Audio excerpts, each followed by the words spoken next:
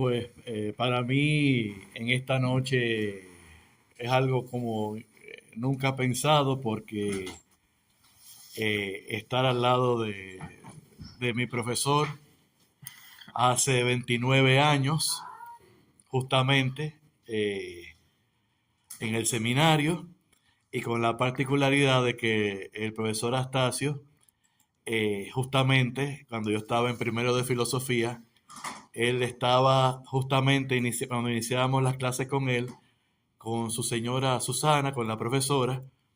Ellos estaban, todavía no se habían casado y a la semana de comenzar las clases se casaron. Así que el profesor volvió a clase contándonos la buena nueva de la luna de miel de ellos dos, literalmente hablando, de la alegría que tenían de su matrimonio. Y pues uno se siente pequeñito estando aquí delante y sobre todo después de la ponencia anterior. Y también compartí que me sentí muy bien porque el profesor Vergara, de entre todas sus, como yo le digo que hay una sola, pero también uno puede verlo así que hay muchas alma maters. También compartimos alma mater con donde estudié teología histórica en la Universidad de Navarra. Así que ya saben mi línea por dónde voy. Y yo también me puse a hacer mi research, mi investigación, mientras él exponía, viendo todo el historial de él, porque estamos vendidos, ¿verdad? Ya ninguno, ya uno respira y ya un satélite a uno, ¿verdad? Identifica dónde uno está y qué uno hace.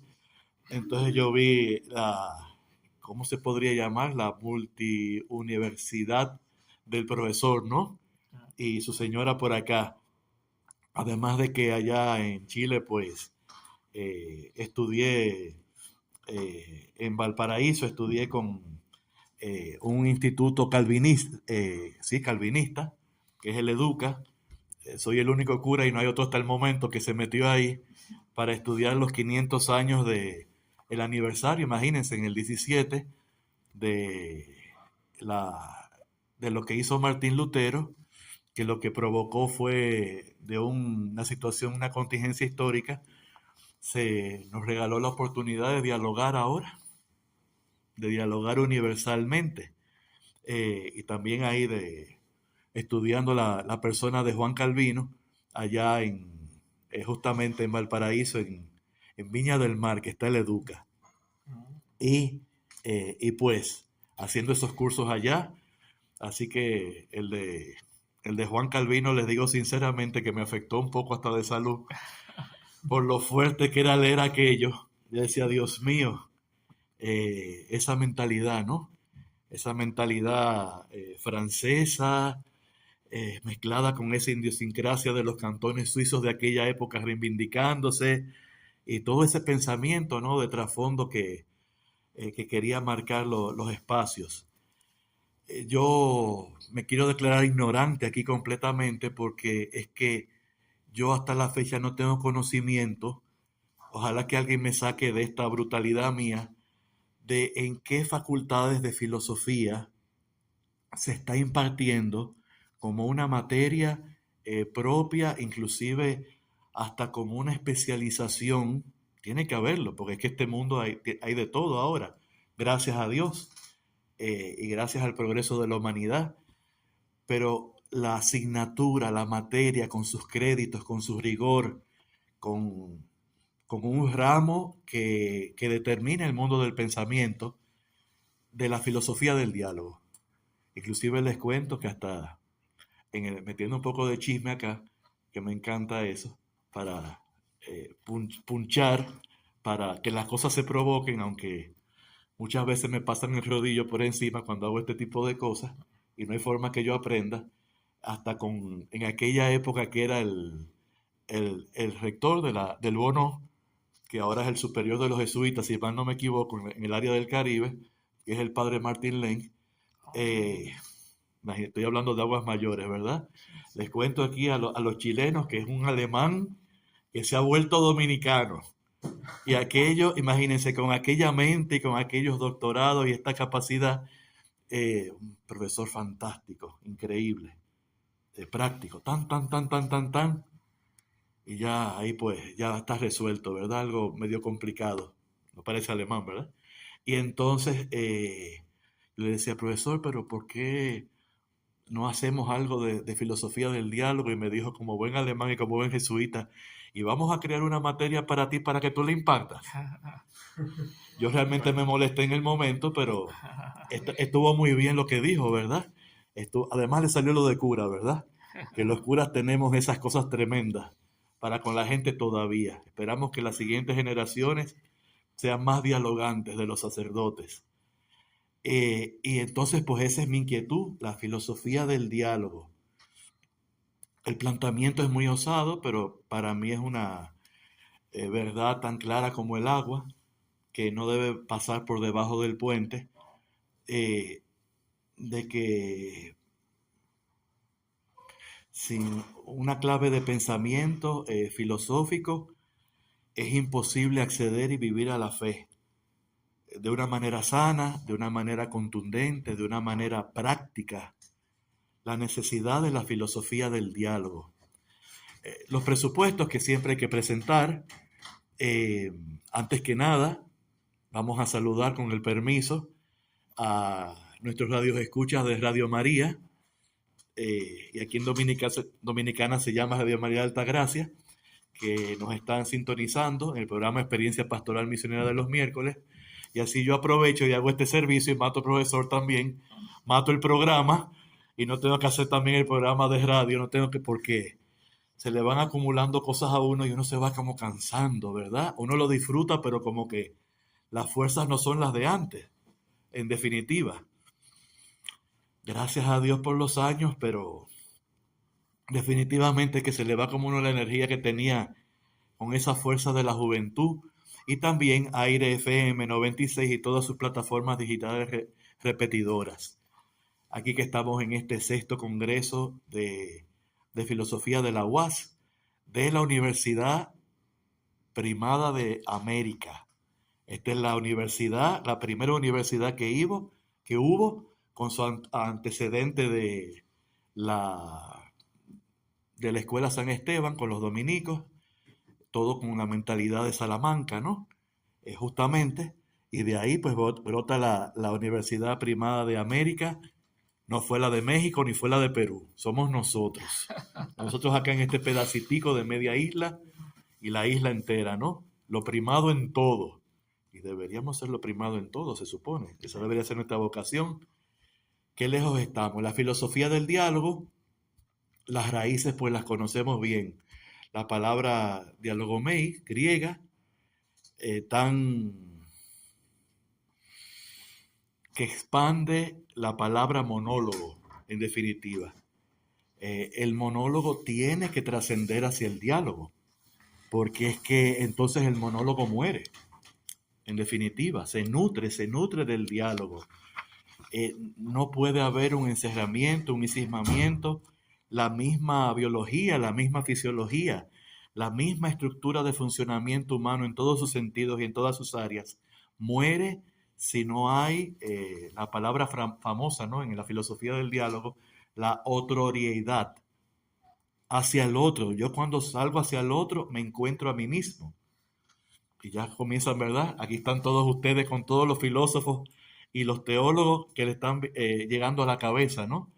Eh, es fundamento de la filosofía y fundamento de la teología. El diálogo en su raíz epistemológica va hacia, tienen que haber unos interlocutores, tiene que haber una conversación, eh, y este compartir lo distinto de cada quien tiene como finalidad, como meta en el diálogo, la conceptualización misma del término diálogo es encontrar nexos afines, que es lo que nos une, que es lo que nos une en esa disparidad, en esa diversidad, en esa, eh, como decía el profesor anteriormente, Vergara, el profesor, eh, sí, el caos, el romper las reglas, pero hasta un punto, ¿verdad? Hasta un punto, sin que una cuestión asfixie a la otra. Entonces esa unidad y esa diversidad eh, tanto que le gustaba al Papa Francisco, ¿verdad? Utilizar esas conceptualizaciones y que a uno pues le chocan un poquito, porque entonces uno dice, caray, la diversidad se puede utilizar en un sentido de, como decía también el profesor Astacio hace un rato, hacia un libertinaje, liberalismo o pues otros conceptos por ahí, ¿verdad? Eh, Sócrates trató con lo del diálogo, de tratar de calmar a los sofistas, que los sofistas hablaban y no aterrizaban. Y entonces aquí vemos que hay una de las raíces del diálogo, que tiene que haber en este compartir, en estas conversaciones, tiene que, tiene que darse entonces una, una, un trazar líneas, un trazar conceptos. ¿Y quién mejor que eso? Como bien sabemos, voy a ir rápido, pues no vamos a hacer los 21 siglos, ¿verdad? De historia de la filosofía, que además, ¿cómo me atrevo yo al lado del profesor acá? Que ese es uno de sus ramos, hasta de vicio, yo creo. ¿Verdad que sí, profesora? ¿Verdad? La historia de la filosofía, que es apasionante, ¿verdad? Apasionante. Es justamente Platón que comienza entonces a estructurar estos diálogos tan extensos de la antigüedad, de los primeros filósofos, ¿no? Perdón, profesor, usted como buen aristotelista, pero nuestro pensamiento fluye con, con los diálogos platónicos. Eh, es la realidad, eh, es decir, del no ser, de lo múltiple al uno, de buscar ese pathos, de buscar ese experticio de dialogar, de que el alma encuentre su vía, su pathos soteriológico, que el alma encuentre salvación y no se quede en sí misma, del desconcierto de la no estructura, que parta, pues justamente, platonismo, ¿verdad? Que partamos de todas estas realidades hacia el uno, es decir, esas ideas, ese mundo de las ideas.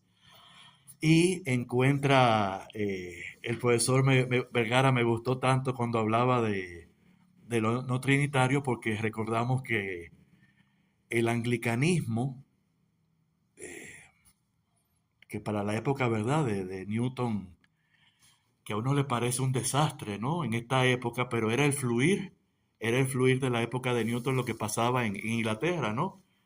Eh, Dependiendo del monarca, pues la religión que se tomaba, los acentos que se tomaban, las posturas políticas, entonces todo aquello fue lo que concebía Newton, ¿no? Un anglicanismo arriano, justamente. Era, como lo dijo el profesor, Trinidad.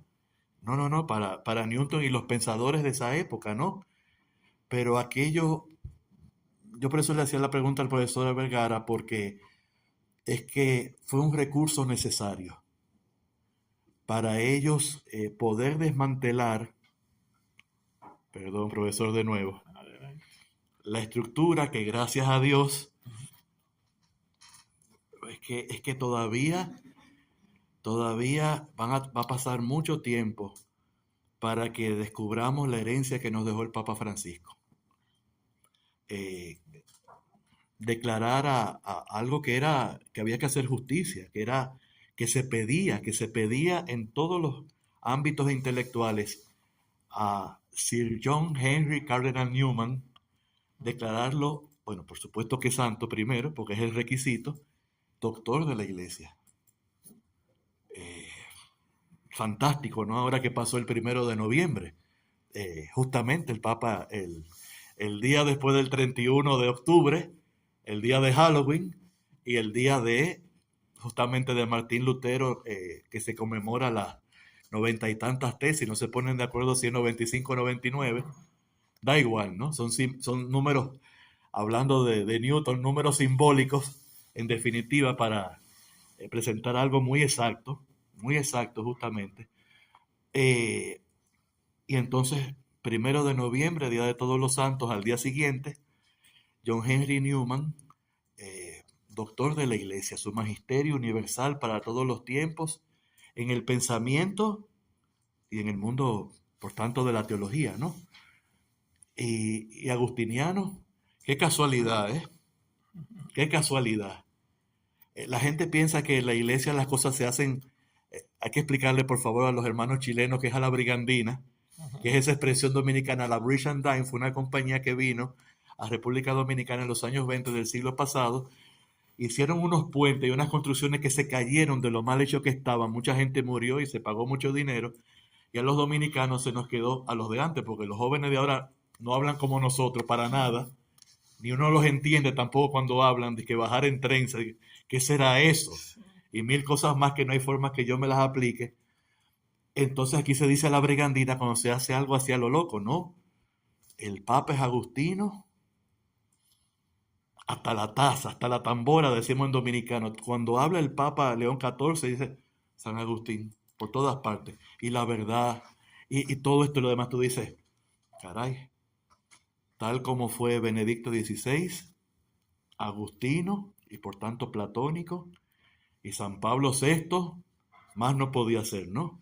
En definitiva, en este sentido, de porque yo voy a decir agustinismo, perdonen, eso es otra cosa, porque en toda esta filosofía y teología de San Agustín se va hacia lo práctico, hacia la interacción, hacia la comunión, que está tomado, por supuesto, de ese diálogo intratrinitario. Pero Newton, que era el punto que quería llegar, Sócrates me hubiera matado de haber dado tantas vueltas.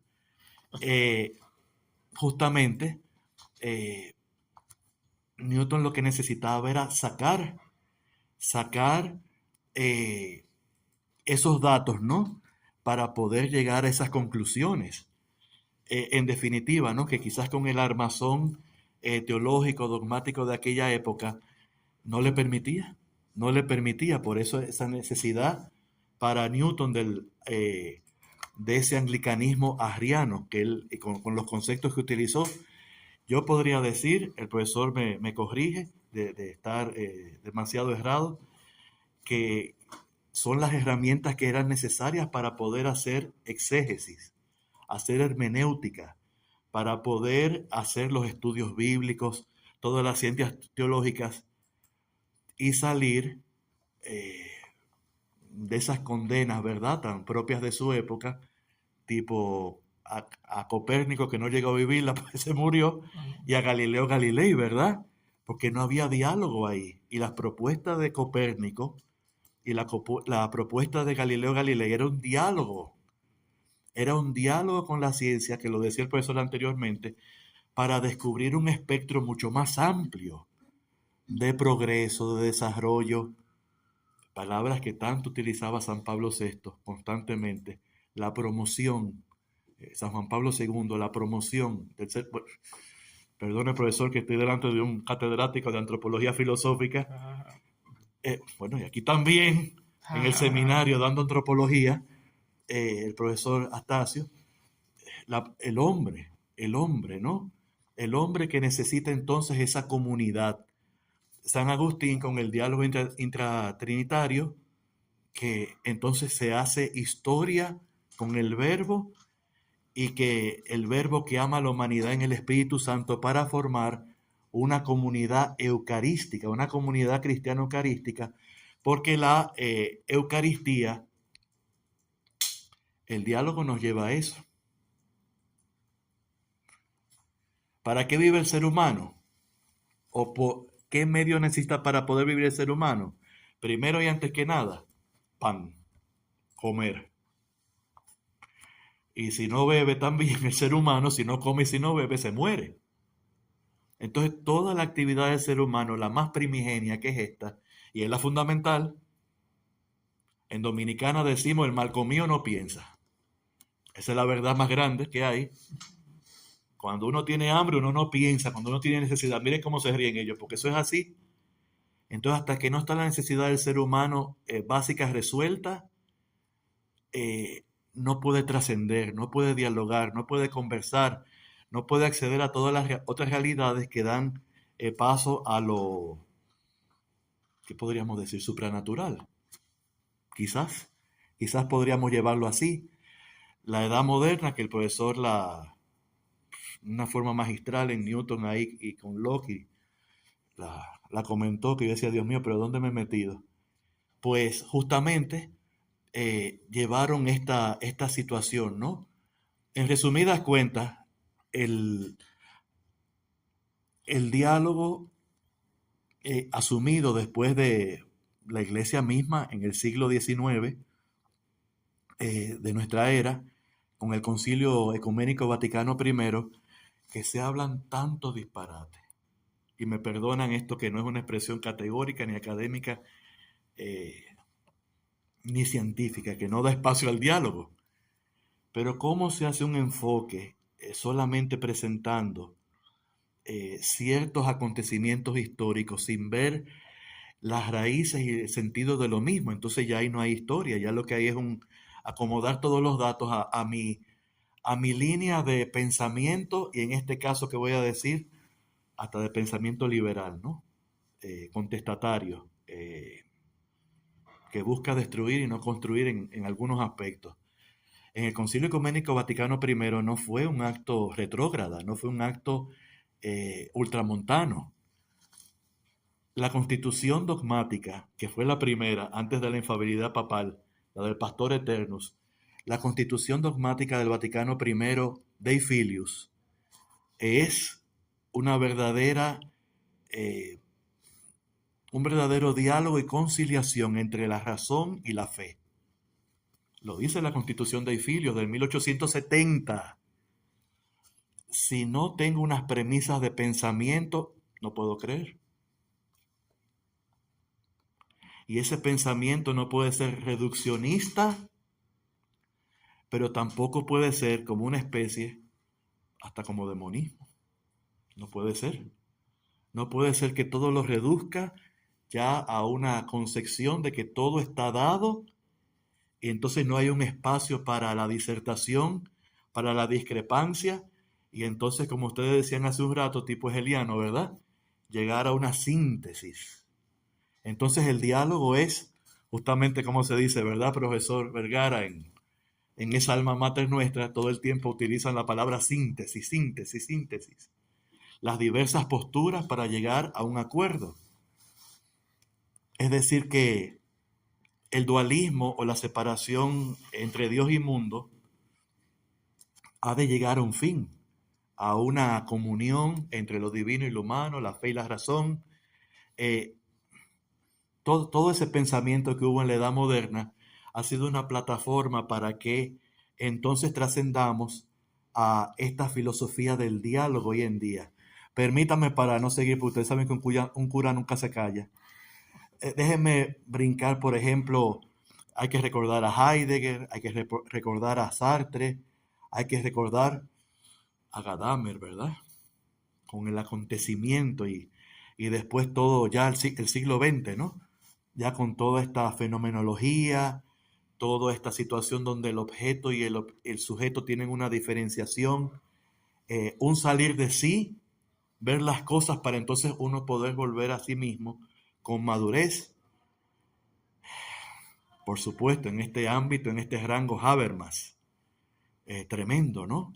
Tremendo, ¿no? Cómo toma ese yo trascendental y lo convierte, que tiene que ser el yo trascendental de Kant, tiene que ser un nosotros trascendental. Es decir, la posibilidad de un entendimiento entre varios. Ese quedarse solamente, ¿no? En esa... Usted descubrió la fórmula china, Cristóbal Colón, ¿no? Las guerras, las luchas económicas, todo lo que vivimos hoy en día, no está ese nosotros trascendental. Al punto que quiero llegar es justamente que en medio de las guerras, pero ¿a qué precio, verdad? Es como yo decía en un artículo, Dios mío, ¿qué precio han tenido que pagar los venezolanos para tener sus dos primeros santos? ¿Verdad? A San Gregorio Hernández, que los dominicanos, eso es ¿Verdad que los dominicanos que no crecimos viendo una imagencita de Gregorio Hernández en una casa no somos dominicanos? No siempre estaba eso. Siempre, siempre aquí en Dominicana la imagen de San Gregorio Hernández y la Santa Carmen de América. Los chilenos, yo no quiero ni mirarlos porque me dan todas las rabias del mundo, porque tienen a San Alberto Hurtado y a Laura Vicuña la Beata y a Santa Teresa de los Andes y más, no me digan más, que tienen más beatos por ahí. Y los dominicanos tenemos un siervo de Dios y todavía, y ni es dominicano siquiera, que es el padre Emiliano Tardif, y ni es dominicano, necesitamos un santo en Dominicana, por Dios, una santa, debajo de las piedras, entre guerras. Entre guerras es que descuella, como todos sabemos, y ya de una manera con un pensamiento orgánico, sistemático, y justamente que brota de los judíos, porque el mal llamado monoteísmo, espero que no haya un judío por algún sitio, en Chile que hay tantos y son una fuerza, ¿verdad? Los judíos, pues, la comunidad de allá, monoteísmo judío, pero es que el Dios judío es trascendente. Entonces, la misma Torá llama a un diálogo, a un Dios que sale de sí y sale con la o el rema, o remá, con su palabra, ¿no? Y con el dabar. Sale con su palabra el Dios de la antigua alianza.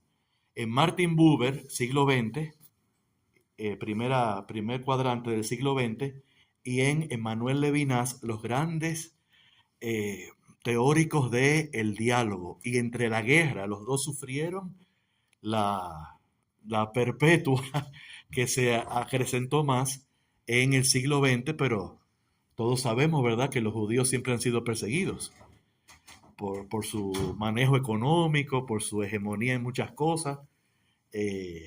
Todos los siglos los judíos han sido perseguidos. Y entonces, pues, Martin Buber, él con su famosa obra Yo y tú, como se habla en griego, ¿verdad? Que la primera persona se coloca, en griego no, en hebreo, siempre en las lenguas orientales la primera persona se coloca al principio, a diferencia de las lenguas nuestras.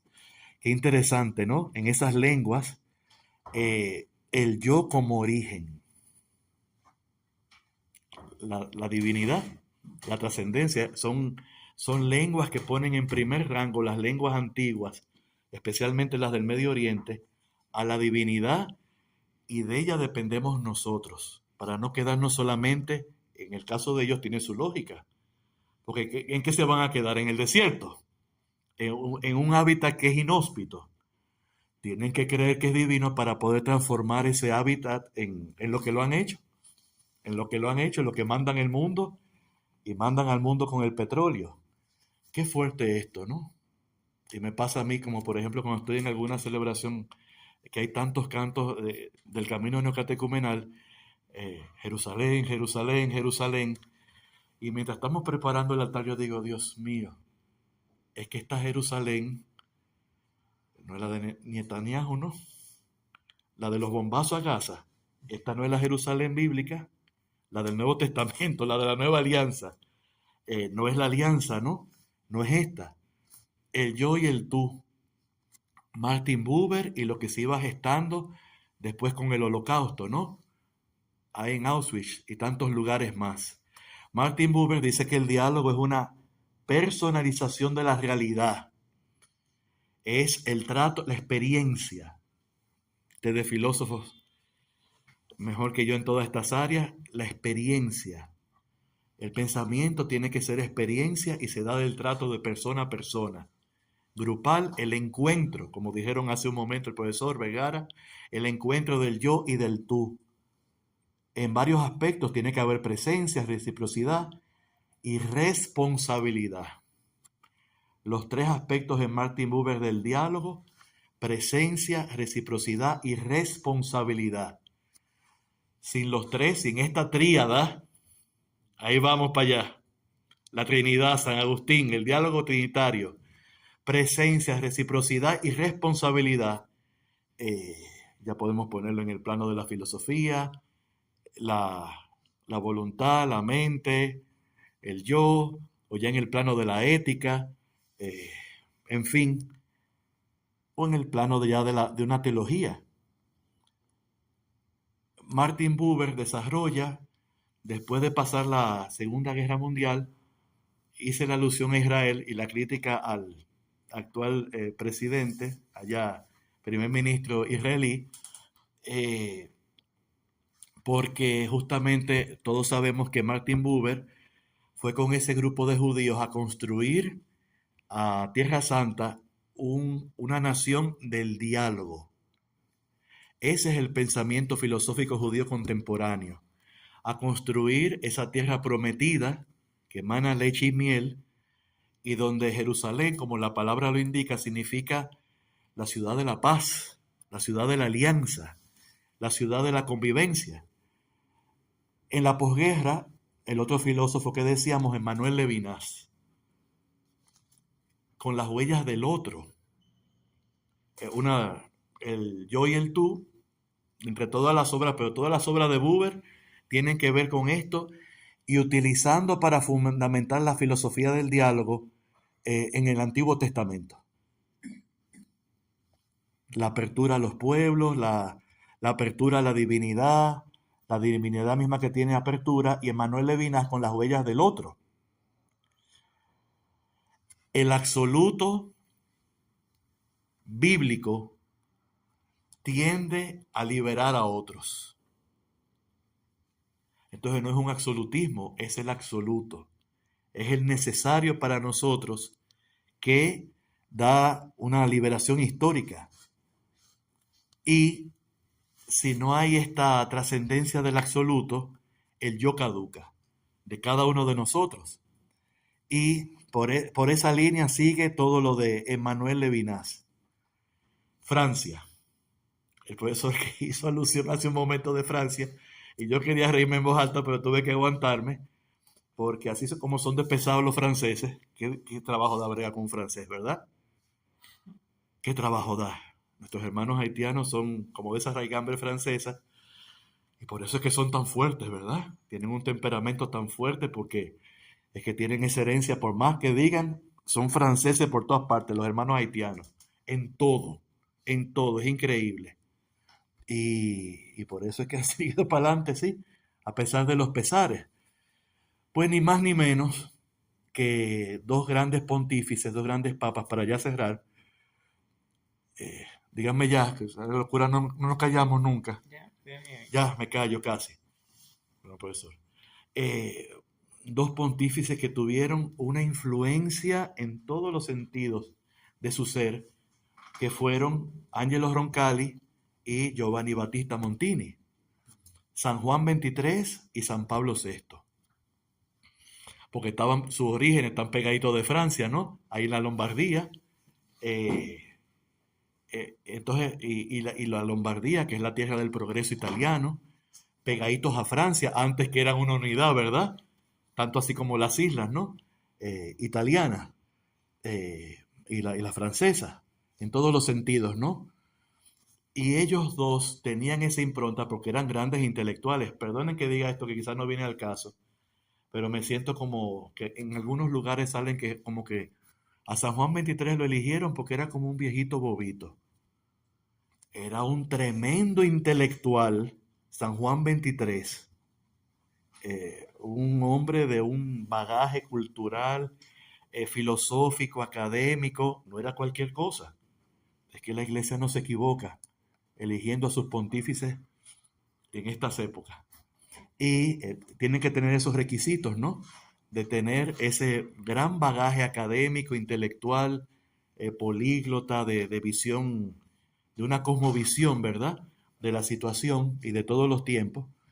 Y qué decir de Giovanni Battista Montini, que era, así como era de italiano, así era de francés en su pensamiento. Y ellos absorben toda esta filosofía que tiene del diálogo de sus principales representantes en Emmanuel Levinas y Martin Buber. Ellos dos la asumen y es lo que aplican entonces para que la iglesia dé este paso que ahora se cumplen los 60 años. El próximo 8 de diciembre se cumplen los 60 años. Por eso estamos en año jubilar, no solamente porque tocaba cada 25 años, sino que el Papa Francisco, con todo su equipo, visualizó celebrar los 60 años el próximo 8 de diciembre, que se aprobaron, se proclamó San Pablo VI los 16 documentos, constituciones, 9 constituciones, las 3 declaraciones y el resto, usted hace la sumatoria de los decretos del Vaticano II, el 8 de diciembre, el día de la Inmaculada Concepción. Y también cuando el profesor exponía decía, pero Dios mío, y este 2025, que se cumplen los 1700 años, estamos de aniversario con el último concilio ecuménico, conciliar, dialogar, la sinapsis, la sinodalidad que está tan de moda, el intercambio, pero con un solo, llegar a una sola meta con la diversidad de pareceres, prácticas y situaciones culturales de cada ámbito, no como si fuera un ladrillo, incrustarlo a cada cultura, a cada ámbito y a cada época. Eso es el Vaticano II, la inculturación de la que tanto hablaba San Juan Pablo II, y ahí viene la luz. Y como les decía, seguimos adelante. Y como les decía, queridos todos, en relación a esto, los 1700 años de aniversario del Concilio de Nicea. Newton, que era antiniceno, porque era el pensamiento de la época y de todo su ámbito, de todo su bagaje. Que apagaron todo, parece. Y como les decía, se cumplen los 1700 años del Concilio de Nicea, de aniversario, que el Papa va ahora, ¿verdad? El día de San Andrés, que cae domingo, va a estar el Papa allá en Turquía, en la antigua Nicea, que no me sé el nombre actual, turco, que tiene el lugar, a justamente encontrarse con todo el mundo cristiano para este diálogo. Para concluir, el documento del diálogo que rige a la Iglesia y lo regirá, perdone la radicalidad de lo que voy a decir, pero omnia secula seculorum es la Ecclesia Suam. Su iglesia, la encíclica programática que el Papa San Pablo VI escribió e iniciando el Concilio Ecuménico Vaticano II.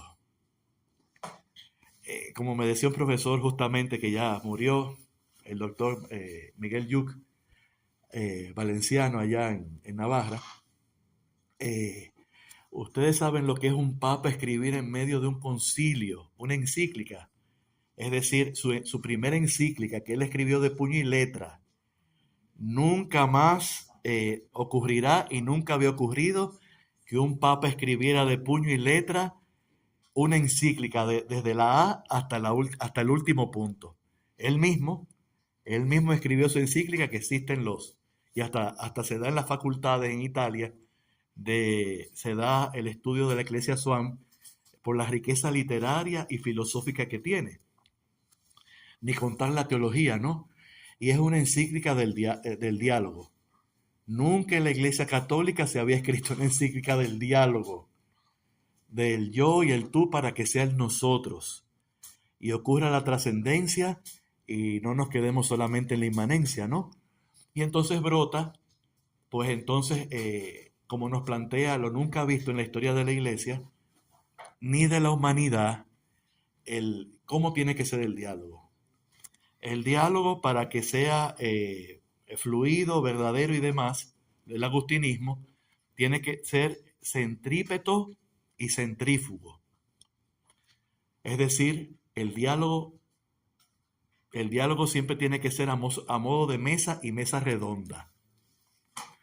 El diálogo no se puede establecer con una jerarquía de escritorios o de tronos. Juego de Tronos.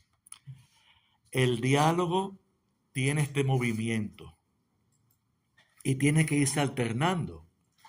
Por supuesto que en lo centrífugo es que tiene su origen para que haya una moderación y una conclusión y un control del mismo. para que no sea una anarquía total el diálogo. Y eso es lo que presenta la Iglesia Swan. La Iglesia ha de dialogar para que sea modelo para toda la humanidad de diálogo. La humanidad se salvará por el diálogo, no por la guerra, no por la imposición económica.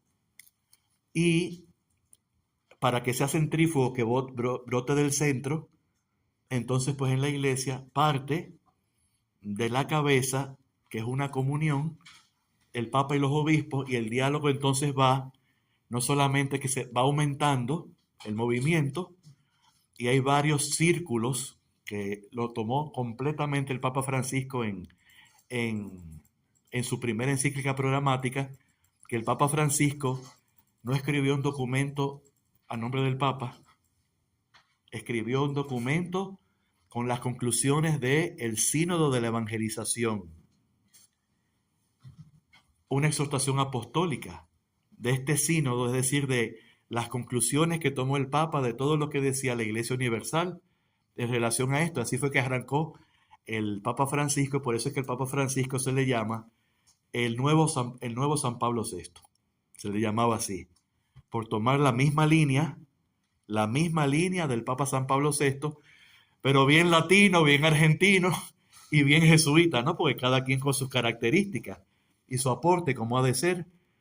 Y ese diálogo concéntrico, vital, giratorio, nunca inmóvil, siempre dinámico, todas estas son las características de lo que tiene que tener el verdadero diálogo, que lo implica la filosofía del diálogo, pues tiene que partir de un diálogo intereclesial. La iglesia tiene que dialogar toda ella. Y después, para que haya un diálogo ecuménico con las demás iglesias, ya por eso el anglicanismo que citábamos anteriormente, cerrado, reduccionista, arriano, ya ese anglicanismo no existe. Con el gran riesgo de que, el gran miedo que hay de que el anglicanismo se vaya a diluir de tanta diversidad, pero es que si no hay ese diálogo, se morirá, ¿no? Como toda actividad humana, si no hay apertura, si no hay diálogo, si no hay interacción, si no hay relacionalidad, si no hay interacción, si no hay retroalimentación, si no hay aporte y si no hay consenso, que es lo que tiene que llegar al extremo, morirá, desaparecerá. Entonces, como les decía, el diálogo, entonces viene el círculo, el diálogo ecuménico, el diálogo interreligioso con las demás religiones, en la búsqueda de la justicia, solidaridad y la paz, aunque nunca haya un acuerdo dogmático, sobre todo con las grandes religiones, ¿no? Los musulmanes y los judíos y nosotros, los cristianos. Y el diálogo intercultural, el diálogo con el mundo de la cultura, con todas las dimensiones del pensamiento, de las artes, de toda la actividad humana, un diálogo. Y ese diálogo entonces, así como centrífugo, también centrípeto. Es decir, que desde el círculo más externo, que vaya alimentando los demás círculos hasta llegar que esto en otra época quizás nos hubieran quemado vivos al decir esto, ¿verdad? Que el Papa y los obispos se alimenten de lo que los demás tienen que enseñar y presentar la fe desde esta óptica, desde las necesidades del ser humano, por supuesto, sin reducir, sin añadir al depósito de la fe, a la fe cristiana. Es cuanto. Bueno, muchas